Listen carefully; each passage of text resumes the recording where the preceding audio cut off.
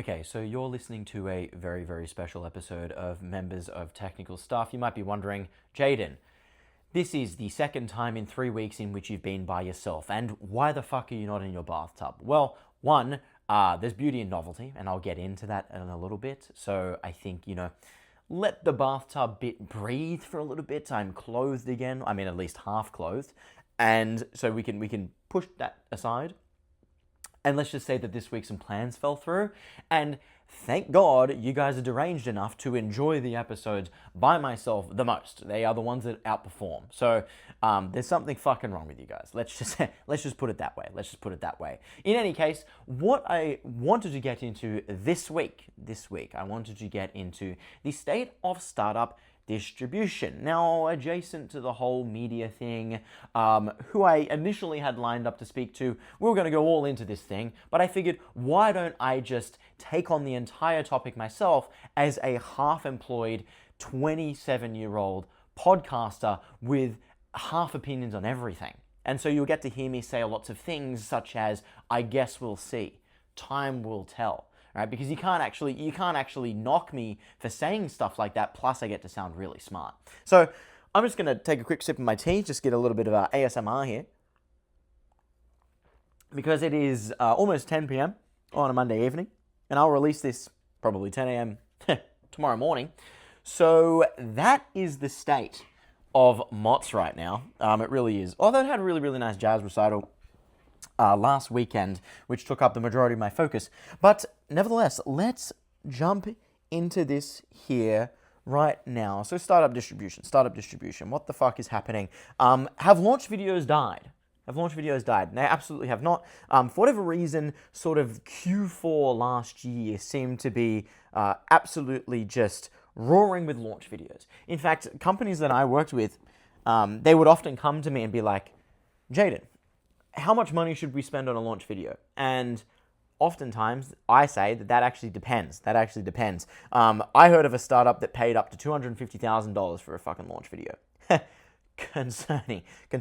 All I gotta say, if I was an angel investor in that company, I'd be concerned. That seems like a little bit too much for me. I thought the upper end of that spectrum was, say, 90 to 100 grand, which to me feels like way too much. The sweet spot seems to be in that sort of 20K mark for startup launch videos, at least VC-backed startup launch videos. Mott's launch video, I paid $0 because I made it all myself and I edited it myself. I didn't even know what HDR to SDR conversion was yet, and so that's why all my videos were shiny as fuck. In any case, yeah, 250K for a launch video seems kind of ridiculous. 90K seems kind of ridiculous. 20 to 25K, if you got to do it, you got to do it. But a launch video is still a thing? Yeah, I definitely say they're still a thing. In fact, I told a company that they should probably do it for a round announcement, actually. Launch videos, round announcement videos. I think they start to make a little bit of sense if you're trying to build distribution as a company yourself. They really do, especially when it comes to X.com, the everything app. Of course, there are other companies that I've worked with in which they've asked me, how much should I spend on a launch video? And I say zero. And the reason being is that in this particular instance, I remember that they were extremely technical. They were good at the technical writing. They're good at the engineering of the thing. And it was sort of one of those times in which everyone and their mother was releasing a launch video. And so I said, spend $0, just get a nice little graphic, put out a technical blog post, and have some really nice copy. I was going to say tasteful, but we cannot be using the T word in the big 2.6, I'm afraid. And that did really, really well. That launch did really, really, really, really well. Nice blog post. Of course, the product carries, right? They're so engineering heavy. And so I figured, don't get in front of a fucking camera. You guys are autistic. Get into the product. Get into what you've built. Break down the technicals. Be a trustworthy voice for your customers who are also ultra technical, right? So sort of give and take. And, again, as a podcast, I'm probably saying a bunch of stuff that, people have heard a ton of times. The state of launch videos is that they still seem to be there. But I have noticed that there's a lot more speaking in launch videos as of recording, it is still We're still Q2. We're still Q2 of 2026. A lot more speaking, whereas I feel like towards the end of 2025, we just had a lot of these weird sort of like cinematic things. And I would get to the end of like a 90-second launch video, and oftentimes I still wouldn't know what the product fucking does. So there's that. Totally based off of vibes, but I wanted to give an update on the state of launch videos from the view of a terminally online unemployed podcaster guy. So next thing that I wanted to actually get into, but before I get into it, I just do want to make a quick shout out to Zoe Computer. Of course, you can build personal apps and automations using Zoe. You can also host code with Zoe. Cool thing about GitHub being kind of fucked, right, with the amount of code that is being pushed, a lot of these self-hosting solutions are becoming much more viable. You're not necessarily having to rely on GitHub repos and making pull requests if GitHub is down, right? You can host it yourself with Zoe. You can make these apps with Zoe and host it with the thing. It's great. I have Zoe connected to my text messages. It's really, really lovely. So quick shout out to them. I want to get into Ragebait here now. Ragebait in 2026. So I wanted to touch on launch videos in Ragebait first because they were big in 2025. They were big in 2025. I think Ragebait, for whatever reason, made the comeback in the Big 2-6 with the ABG meetups. And I'm not going to reference any particular posts because I actually don't want to give, these people the attention. But people can, like this is a terminally online show. People who even listen to this are most likely online. They get the references. But of course, there is the ABG meetup, or the quote-unquote ABG meetup, perpetuated by this, Asian woman online in SF, which just got dragged through the mud, absolutely destroyed. And, I respect the conviction and the doubling down on the bit, but goodness gracious, it just, it's really hard for somebody like me to comment earnestly, right? It's a very, very fine line between being, like coming across as if I'm being tough on women online, for example, versus just saying that, no, it doesn't matter who you are, the thing is just cringe, and, it was probably always going to happen. This particular person that I'm thinking of, and the particular meetup that I'm thinking of, it felt very, very deliberate. And, I've seen sort of the posts following it. It does seem a little off to me. And of course, it wasn't just dragged by men, right? Of course, I've got to be careful with my words here. It wasn't just dragged by men. It was dragged by a lot of those who might actually identify with being ABG in the first place. Right? ABG, as far as I know, they originated from like Filipino gangs or some shit. So in like the 80s. And so, I don't think the product manager in San Francisco making sort of mid six figures, I don't think that is too close to, say, the actual ABG. But other things that I'm sort of considering Ragebait right now is all of these like intro posts. Although, again, it's one of those things in which some of them are Ragebait, some of them are just maybe like LinkedIn Striver posting. Others are totally earnest and a part of the strategy.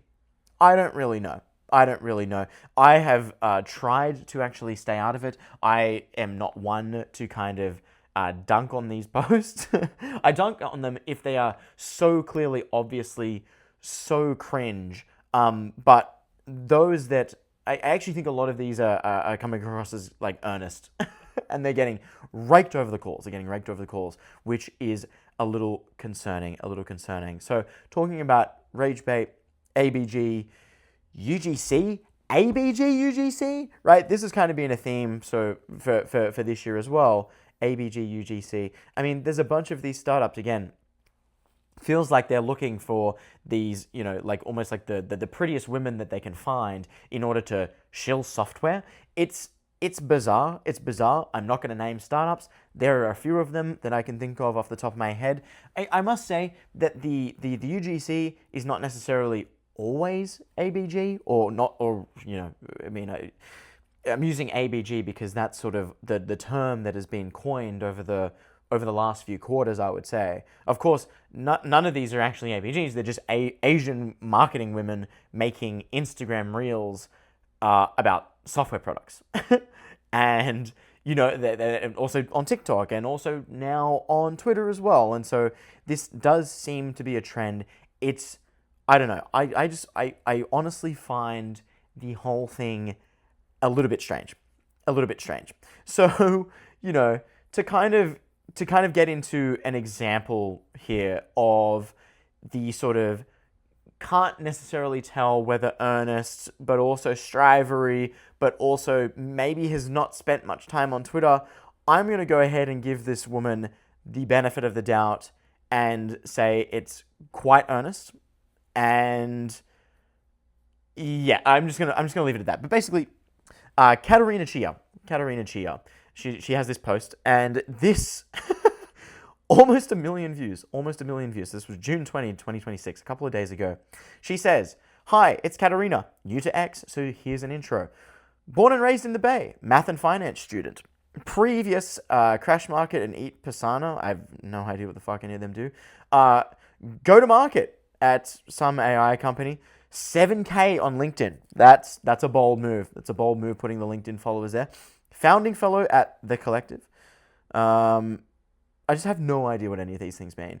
Oh, cello player and weightlifter. Honestly, pretty sick. Pretty cool. Cello player and weightlifter. I love the musician and the weightlifting combination. You're talking my fucking book. Bullish on coffee chatting. Interesting use of the word bullish. Again, I'm just thinking of Twitter native surface area for attack. Saying bullish on coffee chatting is probably up there. Personal finance and building sustainable communities. We'll be documenting the journey with the company and the collective, as well as monetizing and launching my first consumer app. Good for her. If you're in SF and want to talk startups, growth apps, or any philosophical conversation, leave a comment. Okay. So I got raked over the calls.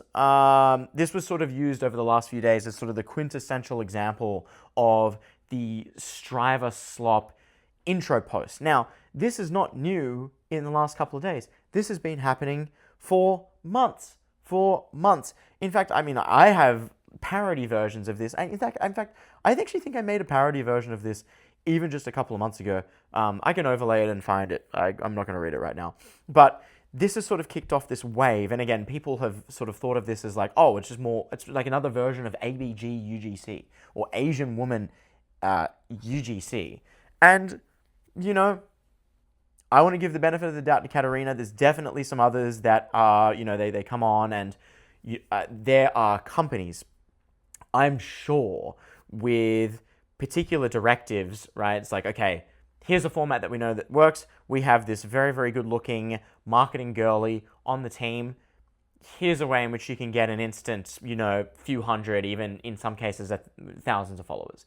Now, while all of that, if the company's saying that, while all of that might actually be true, what really icks me is when these women who have probably not been on X before, they get totally fucking destroyed for it.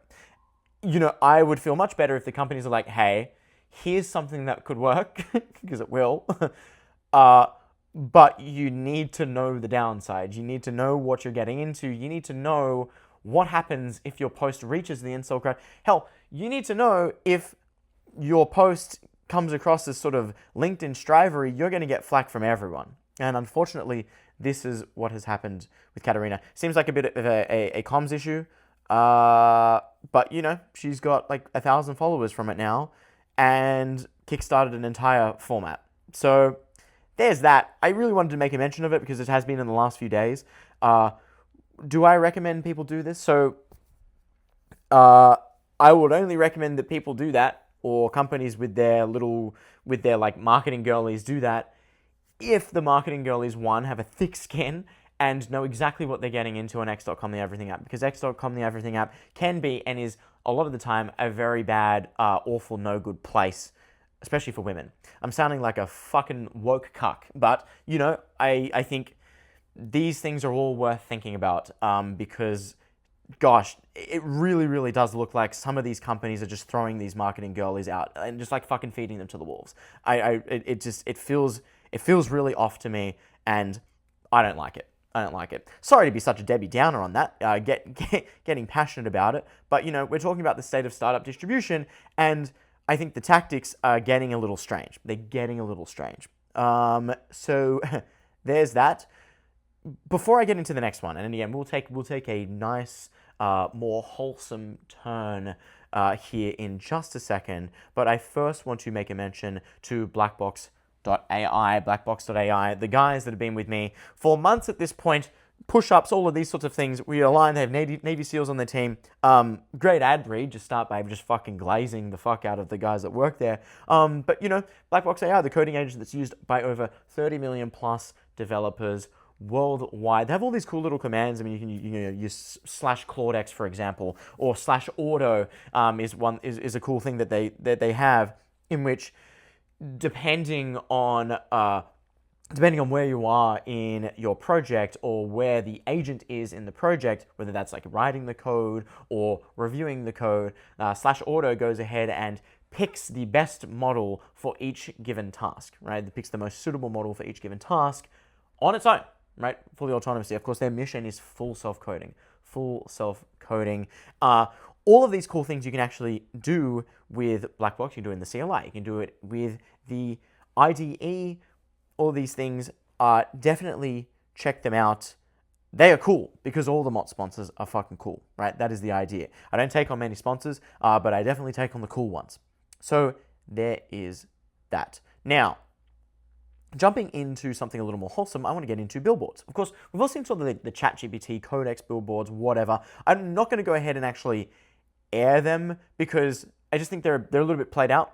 Maybe, I don't know, I'll overlay or whatever. It depends on how lazy I feel with editing at what's going to probably be 11 p.m. on a Monday evening. But of course, we've seen them. The ChatGPT billboards are funny because you just kind of don't really know what the fuck's going on. But hey, they make everybody take pictures of them. Another really funny one is like the Outset AI guys. They don't do the billboards, they do the bus stop ads, and they just ask like a random question. In fact, I walked past one of them today on my way to dinner, and I took a picture of it because because it's funny. It's funny. I really like the founder of the Outset. Actually, he's fucking funny, and it makes everybody take pictures of it. And it's also like, it's not really rage bait. It's kind of happy bait, which I'm a fan of. It's just kind of like, how did they think of that? I like asking those questions when I see a funny tweet, for example. It's like, oh wow, how did they think of that? That is very funny. Anyway, so those sorts of things.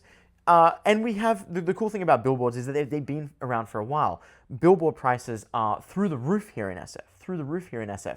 I think, I actually don't know the numbers off the top of my head, but I've heard numbers around sort of that 120K a month mark. That's a fucking lot. And if you know how advertising works, that's all just dick measuring, right? Billboards are mostly dick measuring. Like, you're not really going to be trying to look for attribution from a billboard. You can't actually do that. That's why, advertisers that work with media companies, right? The best ones that do it, they're dick measuring, right? They just want to be seen. They want brand awareness, all those sorts of things. That is what billboards are for. And that is why companies like Stripe, Notion, all of these people, all of these companies who, yeah, we already know who they are. And in fact, most people driving on the 101 from SFO to San Francisco also probably know what they are, but seeing them on a billboard just legitimizes them that little bit more. It's like, okay, cool. They're the big dogs. We see them everywhere. Cool. That is how this works. And so that's why companies are shelling out a ton for billboards. Google ads, Facebook ads, Meta ads, they've been dead for a while, right? They're just not exactly viable anymore. And so companies increasingly look to more of these traditional media plays, traditional billboards, fucking podcasts. Wouldn't say podcasts are necessarily traditional, but media company, media advertising, all those sorts of things. I digress. But I want to get into some of the hive mind here. I've got a bunch of tweets lined up that I wanted to just, feature. So here's one. I thought this was a great post here from my friend benhylak, friend of the show. He posted this today, actually, June 22nd, and I retweeted it because I thought it was a banger. He said, billboard prices in SF are truly insane right now. Our competitors are wasting millions of dollars for a fraction of the brand recognition we get for free on Twitter, plus word of mouth. Now, of course, Ben can say for free on Twitter because Ben and the Raindrop guys, they're really fucking good at Twitter. Now, a lot of companies are not good at Twitter. That's why you sponsor someone like Mott's. Yeah, there you go. I turned it into an ad for Mott's. Of course, Raindrop and those guys, they have it figured out. Of course, word of mouth. Word of mouth is great when you're really good. And so, helps when you're good. But I wanted to bring that up here. We have a few more billboard tweets. Here is one from yet another friend of the show. This is from Gabriel 1. So this was back in September 2025. He says, SF has the most autistic billboards. And it has got the HTTPS and a bunch of numbers in it. Now, he also, as I'm reading this, I've realized I've not actually done my research as to what the numbers mean. But in his thread, he follows up by saying, "Wait, these are tokens now. I'm curious. Someone post what they mean." And then I think somebody actually did. Oh yes. So decoded, it just reads, "Listen Labs AI puzzle." Cool. Thank you, Var Epsilon. So I'll post all of these comments here. Var Epsilon, yet another friend of the show. Friends of the show everywhere, right? Decoding the puzzles, getting the billboards, all these sorts of things. But yeah, SF does have the most autistic billboards. I remember there was a Vercel one where it was like NPMI AI. I remember that one was there for a while. I don't think I've seen that one for a while. Vercel also famously had you can just ship things. I remember the Vercel ones because I'm terminally online. I wonder if those that are not necessarily on Twitter would remember the Vercel ones. But hey, shout out Vercel. I still remember NPMI AI. I still remember that from like fucking 2023, 2024. That one was a while ago. But hey, memorable. Let's see what else we have here. Oh, okay. So on the topic of billboards, somebody that has been posting about billboards since before it was cool is one of the greatest posters of all time, and it is Andrew Reid. Right? Sequoia partner Andrew Reid. So this one I found from October 2025. It was like 2008 type billboard, and this billboard says, "Got 5 minutes? Get a Hellock." Figure. And it's like figure home equity line. And if I'm looking at the building, it looks like this is somewhere in Soma. I haven't seen this one. I've not seen this one before. Again, this was end of 2025, so it's probably not there now. And I do think the billboard market has properly gone through the roof. I can't say that I've seen any home equity line billboards, maybe ever in SF. But thankfully, Andrew is on this. Let's see what else he has, because I have another tweet from his. I have another tweet from him here. And so this is a banger, and this is a nuclear banger, and it is just, it's ancient, right? This is from November 19, 2021. He says, Bay Area billboard market share, 75% tech companies, 20% personal injury lawyers, and 5% Shenyang. Now, I wanted to bring this up because I don't think I've seen a Shenyang billboard in quite a while. I think the AI companies have taken them over. I think maybe the billboard prices in SF have gone so high that not even fucking Shenyang can afford it. Seems kind of concerning. Personal injury lawyers. Which one's Anne Fong? I remember Anne Fong because she also had a billboard at Oracle Park for a while. Actually, you know what? Let's fucking look it up. Anne Fong. Let's see. Fong Law. Personal injury lawyer, serving California. Yeah, I just wanted to check to see if Anne Fong is a personal injury lawyer.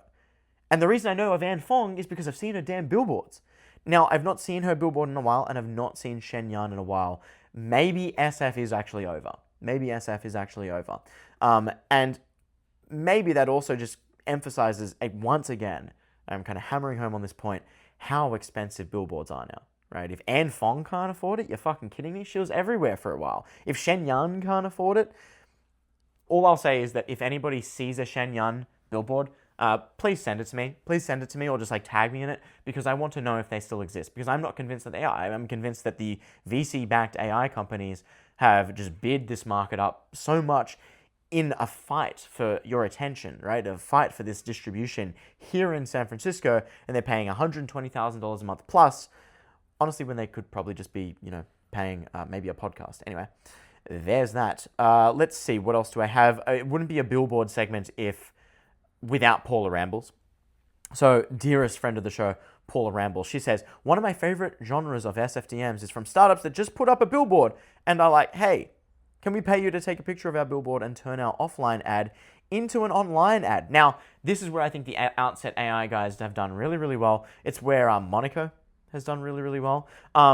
But this also ties into what I'll talk about next, and that's what I think is novelty, right? So they're using the whole billboard play. I mean, Monaco's not necessarily. They've got fucking blimps flying now. But Outset, of course, with the weird little questions. Again, nobody really knows what it means. The ChatGPT billboards, right? Nobody really knows what it means, but there's novelty in it. And you kind of ask the question, you go ahead and take the picture. It's not even really making, when I see those things, I'm like, what the hell do they mean? It's not even making me mad. The Outset ones make me laugh. The ChatGPT ones are like, that's okay, that's a bit weird, but I'm still going to take a picture of it, right? They fucking got my ass. Did I post it online? No, I did not post it online. And so it makes sense as to why companies might be paying people to do that, because, yeah, like, I don't know.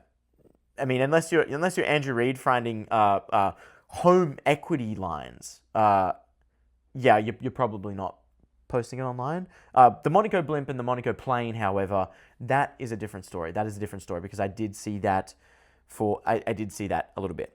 Getting to Monaco, the breakdown, I won't go too far into this. Of course, samdblond actually had a nice thread sort of breaking down the economics of this sort of thing and why someone might actually be doing something like this. But the Monaco plane, so he says it's $6,000 a day. This includes 6 hours of flight time, up to 2 of which are from the airport to SF. They have to refuel once during the day. To put this in perspective, a premium billboard along 101 can cost $120K a month. So we can run this plane 20 days a month for the same price as a single premium billboard along the 101. And again, it's kind of like, it's very unique. It's pretty hard to miss, and people are taking pictures of it. Let's see what else he says in this thread, because I do think the thread was really good. Out of home is priced in terms of impressions, the number of people expected to see the ad. But not all impressions are created equal. You may drive past 50 billboards along 101 and not notice any of them. When you're not used to seeing an aerial ad in downtown SF, you're far more likely to pay attention to it. This is high quality impressions. The impact is hard to measure. So, of course, he's talking about basically what I just said, is when startups look for attribution from their advertising, they're fighting a losing battle. Right? There are sort of 3 types of advertisers that you can work with as a media company, as somebody selling impressions, basically, right? Which is what I do. 3 types of advertisers. One of those advertisers, they are looking for $1 in, $1 out. They are really bad to work with. And it's also just not how advertising works. I mean, with mods, don't mind a fucking flex for a little bit, but with mods, there has been the case in which I have returned more than $1 than what a company has spent, right? There's definitely been the case in which that has happened. But of course, companies that work with media companies, most of the time they're not going in with that expectation that they're going to return more than $1 in, right? There are other companies that might expect, put $1 in, get 20 cents out. And of course, the best kind of advertiser are the ones that look for brand awareness, right? They know what they want, they know what kind of audience they want to target, and so therefore, attribution, all these sorts of things, all they want is the brand awareness, and that they know that will carry and convert into something, brand awareness, extra customers, right? Oh, I saw you from X, right? I saw you here, I saw you from this billboard, whatever.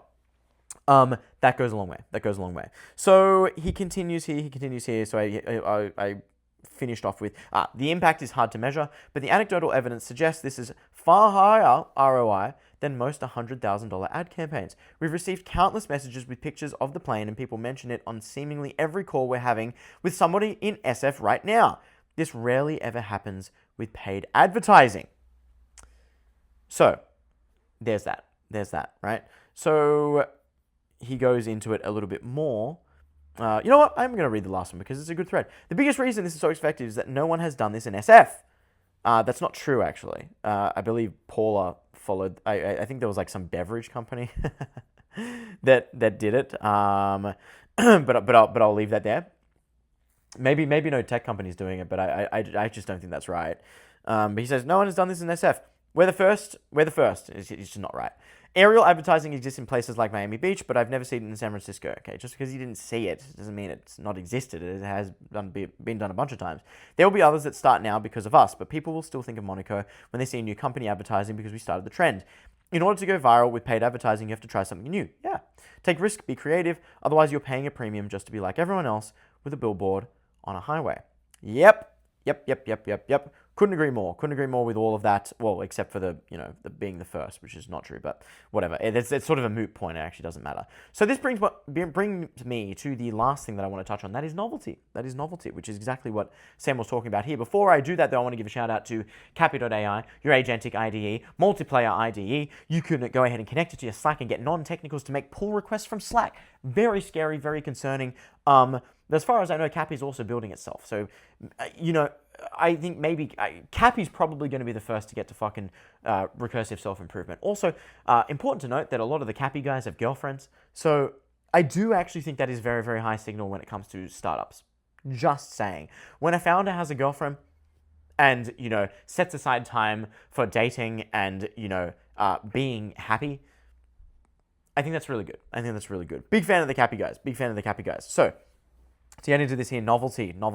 So, of course, Sam was talking about it with the Monaco blimp. Of course, I like to think this way. Bathtub episode. I mean, I like to think this way for all of Mott's episodes, just generally. Of course, Corgi's doing a good job of this with the cafes and the bus route. Definitely novelty. Have I been into the Corgi cafe? No. I walk past it all the time, though. All the time. And they also have, the sponsored drinks, which are pretty cool. The same sort of thing with the jazz recital. Now, obviously, with me, the purpose, there was a much deeper purpose to throwing a jazz recital. But at the same time, companies could justify working with me because of who they'd get in front of. And, just working with something that is cool, right? Is novel, right? The idea of sponsoring sort of a very, very high quality event, something that nobody else would be able to throw, that was a very, very easy pitch. It was a very, very easy pitch, and it was very, very easy to get that mostly covered. And so I think there's beauty in novelty. It's exactly what Sam from Monaco was saying, right? It's exactly why the blimp worked. I mean, the blimp is a recent thing, but the plane, the blimp, all of those sorts of things. Again, novelty in some of those billboards. All of those things, I think they are good. So I just wanted to make a brief mention to novelty. I also have in my notes, being hot online. I actually don't really know why I wrote that down. But I guess, it helps. Or just having an online presence in general helps. But yeah, that's a suspicious thing to write down. Don't really know. Maybe I'll actually cut that. But we'll see. This is authenticity at all costs. I probably just need help. It's 10:30 in the evening. But I think the last thing. So I've been kind of rambling on about all these distribution, the state of distribution, all these sorts of things. I didn't really touch on, podcast sponsorships, all those sorts of things. I do actually lump them in to I would say more sort of traditional media advertising, because that's what it is, right? You get an ad read, right? Or sponsoring YouTube videos and all those sorts of things. Now you just have plenty of different mediums. I mean, for tech companies, you have plenty of different mediums. You got X-native shows, YouTube native shows, all of those sorts of things. X-native is going to be much more for brand awareness. YouTube is going to convert more, right? I mean, if you work with somebody like Theo, for example, he's one of those rare examples of advertising that actually does convert, and you can actually get attribution. You can attribute the some growth or customer acquisition to that sort of thing. Same thing with UGC, actually. I've spoken to a bunch of startups in which, they might be geared more towards the consumer. They start doing the UGC sort of thing and they start seeing onboarding, right? Whether it's, paid conversions and all those sorts of things, that differs on a case-by-case basis. But with those sorts of things, you can definitely see some attribution. It's not to say that you can't see attribution from X-native content, but the thing that I always like to say for X-native content is that X is, I would say, the world's greatest billboard, because everybody can see everything, especially now, right? The algorithm is much more TikTokified. It's much less siloed than it was, say, pre-Elon. And so therefore, you have much greater reach. But at the same time, if you're in the tech space and you've built up that sort of tech Twitter native, teapot, however you want to fucking think about it, if you've built up that audience over time, startups want access to that. And it is just hard to build that organically. It really, really is. So that's why startups might partner with somebody like a Mott's, for example. But yeah, world's greatest billboard. Like a billboard, you're scrolling past the thing, right? You very rarely are you stopped looking at the thing. Some people do, right? You might be stuck in traffic and you might be looking at the billboard for quite a while. You might actually really, for whatever reason, the piece of content on X just might be so great that you actually stop and watch the thing. But that's rare. It's rare on X. Okay. It wouldn't be an episode by myself if I didn't do a fucking fan mail segment. Before I do so, I do want to give a quick shout out. You've been seeing them all over, right? Been seeing them all over. They worked with me for the jazz recital. I preach them at fucking SF parties now. So cool, becoming increasingly more insufferable. But superpower.com. Get the care that billionaires get for less than $200 a year. You can get blood tests, you get your diagnostics, get your biomarkers checked, get your testosterone checked, get your thyroid checked. All of these sorts of things that can be done in one particular test, actually, right? They send nurses to your home, you get one particular test, and they go ahead and take all of these biomarkers, and you can visualize it all and get recommendations, right, in order to check levels. For example, I got all of my tests back, and there were some thyroid biomarkers that were off, and easy solution to that, maybe take some more selenium. Great. Selenium is a very, very easy supplement to get. You can get it through them. They also suggest places in which you can get them. But even just being on top of those sorts of things, super easy fix. And, works great for me. And works great for all of those who use Superpower. Definitely get in touch with them, of course, the command center for preventative health. Big fans. Thank you, Superpower. So fan mail. I want to jump into this real quick. Let's see what we have here. Okay, so from friend of the show, we got Tuxedo Sam, members of technical staff, fucking fan mail. He says, starting a private club called Technical Staff. Who wants to be a member? This is a great one. I would join the club. I want to be a member of the technical staff. I want to be a member of Club Technical Staff. Beautiful stuff. I love when people tweet about members of technical staff. It's kind of cool. Obviously, I could have called it MTS, the actual abbreviation for members of technical staff, not to be confused with Monitoring the Situation, which is a different ex-native fucking podcast. But MTS, of course, is known as the members of technical staff abbreviation. But I have been seeing actual members of technical staff being putting MOTS in their bio now, which warms my heart. It makes me very, very happy. Also, MOTS just sounds cooler. You can say the thing. Excuse me, I have an itchy nose because I just had a bunch of Korean barbecue. For whatever reason, Korean barbecue makes me sneeze. But anyway, getting on here, more fan mail. This one here is from RobbiePasquale, or RobbiePasquale.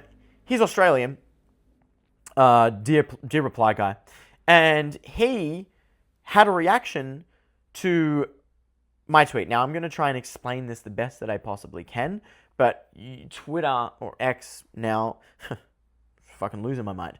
X has this reaction feature, and so you can sort of do like the TikTok style reaction in which, it has your face and then the tweet in the background. And so he's reacted to one of my tweets. The original tweet says, AI guys will join a new lab and be like, it's time to build superintelligence. My brother in Christ, what were you doing at the other 4 labs? Recently, I posted this particular screenshot. So the original tweet was from like July last year. I posted a screenshot when Noam Shazir, I believe he joined OpenAI. Now, of course, Noam, he's really only been at Google and Character AI, so it was a bit of a drive-by on him, but, thought it was appropriate. I screenshot it, said tapping the sign. Posted it out. That post went viral. And then there were rumors that Barrett Zoff had left OpenAI. Still rumors, I believe. And so I screenshotted the tapping the sign, and then I said, tapping the sign. And then Robbie's gone ahead and reacted to it and said, actually tapping the sign.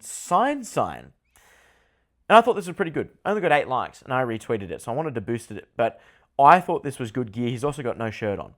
So there's that. There's that. This is the kind of fucking content that you get on members of technical staff when my guests for the week fall through and I need to do one by myself. So this is what we're working with here. I want to bring up another friend of the show, Severe Engineer. It's not really fan mail, but I just thought the take was really good. And he said regular Coke clears Diet Coke, but a lot of you aren't ready for that conversation. Now, I must say, I was just a Korean barbecue and I ordered a regular Coke. All calories are good calories for me. I want the carbohydrates. Plus, the flavor of regular Coke is simply superior. I think this is really good. He also said, I also commented, I said, I agree with this. And he said, wow, is this going to be on the next MOTS? And I said, this will go into my fan mail segment. Yeah. There you fucking go, Sev. You're in the fan mail segment. I'm a man of my word. So, last thing in the fan mail segment, I just want to give a shout out to Danny.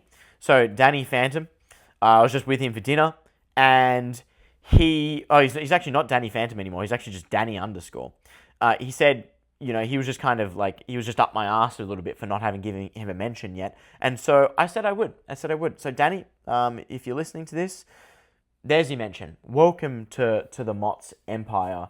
Danny, of course, a friend of the show, has been for a while, but I've not mentioned him until now. So there we go. We've fixed that. We've rectified this. Last thing that I want to mention, actually, in the fan mail segment, for a while, I've actually been asked for my workout routine. Now, I've done an episode sort of breaking down bits of my workout routine. And of course, Beth Jezos here, he said, we need a full workout vlog in Yap collab. Of course, in reply to Cena and I. But his sentiment is shared by many. And so, if I can sum up my workout routine very, very briefly, without going on for too long, basically I do push-pull legs. Very, very boring. I've been doing push-pull legs since about 2021, and I do push-pull legs, rest. I train on different days of the week, right? Because that is a 5-day split. And so naturally it doesn't really line up. Sometimes I go push, rest, and then pull legs and then rest, or do push, pull, and then rest, and then legs, and then rest again. Various different orders of that 5-day split. Sometimes I'll actually add another rest day because I feel like I need to recover. But all of those days, they consist of a heavy compound, at least one heavy compound. So my push day, I do flat bench press. And then on my pull day, I will often do some sort of deadlift variation. I don't do comp deadlifts anymore. But on my heavy pull day, I will do heavy stiff leg deadlifts. On my light pull day, I'll do bent over rolls. I'll do bent over rows. So again, I still think of it as a compound. And then on my leg day, I'll always do front squats. I never back squat anymore. I do front squats. My heavy leg day, I also include heavy RDLs. So there's a lot of heavy compounds in that split.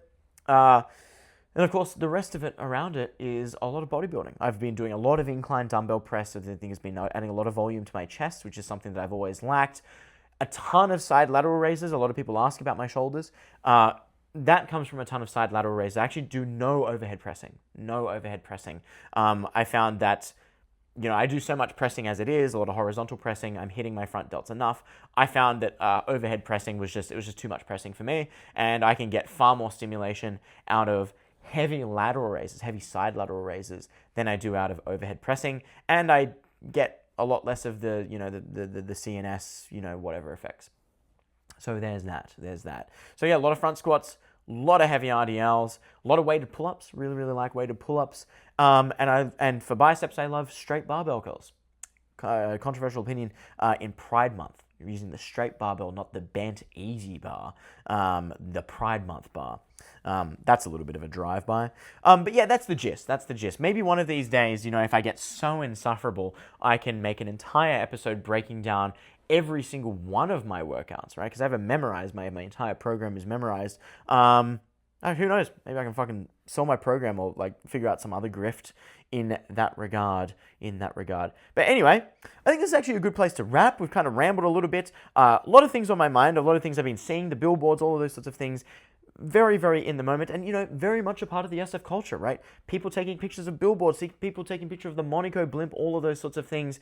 The slightly less optimistic take is that the corporatization of SF is back, right? The 2018, 2019 period, right? The Salesforce B2B SaaS fucking cloud era, in which you had a lot of these conferences with, sort of middle-aged dudes with blazers and jeans on.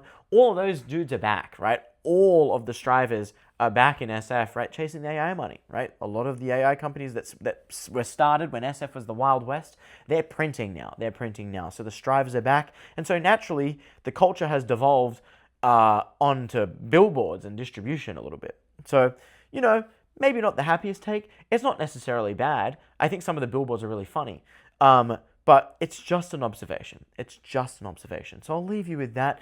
You've been listening to another episode of Members of Technical Staff. I'll go ahead and see you on the timeline again real soon.